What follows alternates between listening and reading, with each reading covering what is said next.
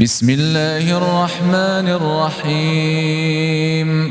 تبارك الذي بيده الملك وهو على كل شيء قدير، الذي خلق الموت والحياة ليبلوكم أيكم أحسن عملا وهو العزيز الغفور، الذي خلق 7 سماوات طباقا ما ترى في خلق الرحمن من تفاوت فارجع البصر هل ترى من فطور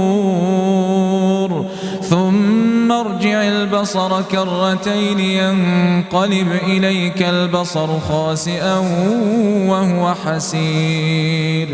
ولقد زينا السماء الدنيا بمصابيح وجعلناها رجوما للشياطين وأعتدنا لهم عذاب السعير. وللذين كفروا بربهم عذاب جهنم وبئس المصير. إذا ألقوا فيها سمعوا لها شهيقا وهي تفور تكاد تميز من الغيظ كلما ألقي فيها فوج سألهم خزنتها ألم يأتكم نذير قالوا بلى قد جاءنا نذير فكذبنا وقلنا ما نزل الله من شيء إن أنتم إلا في ضلال كبير. وقالوا لو كنا نسمع أو نعقل ما كنا في أصحاب السعير فاعترفوا بذنبهم فسحقا لأصحاب السعير. إن الذين يخشون ربهم بالغيب لهم مغفرة وأجر كبير. وأسروا قولكم أو اجهروا به إنه عليم بذات الصدور. ألا يعلم من خلق وهو اللطيف الخبير. هو الذي جعل لكم الأرض ذلولا فامشوا في مناكبها وكلوا من رزقه وإليه النشور. أأمنتم من في السماء أن يخسف بكم الأرض فإذا هي تمور أم أمنتم من في السماء أن يرسل عليكم حاصبا فستعلمون كيف نذير. ولقد كذب الذين من قبلهم فكيف كان نكير. أولم يروا إلى الطير فوقهم صافات ويقبضن ما يمسكهن إلا الرحمن إنه بكل شيء بصير.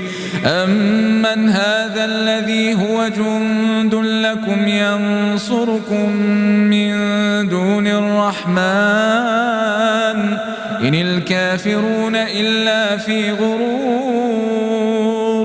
أمن هذا الذي يرزقكم إن أمسك رزقه بل لجوا في عتو ونفور. أفمن يمشي مكبا على وجهه أهدى أمن يمشي سويا على صراط مستقيم. قل هو الذي أنشأكم وجعل لكم السمع والأبصار والأفئدة قليلا ما تشكرون. قل هو الذي ذرأكم في الأرض وإليه تحشرون. ويقولون متى هذا الوعد إن كنتم صادقين. قل إنما العلم عند الله وإنما نذير مبين فلما رأوه زلفة سيئت وجوه الذين كفروا وقيل هذا الذي كنتم به تدعون قل أرأيتم إن أهلكني الله ومن معي أو رحمنا فمن يجير الكافرين من عذاب أليم قل هو الرحمن آمنا به وعليه توكلنا فستعلمون من هو في ضلال مبين قل أرأيتم إن أصبح ماؤكم غورا فمن يأتيكم بماء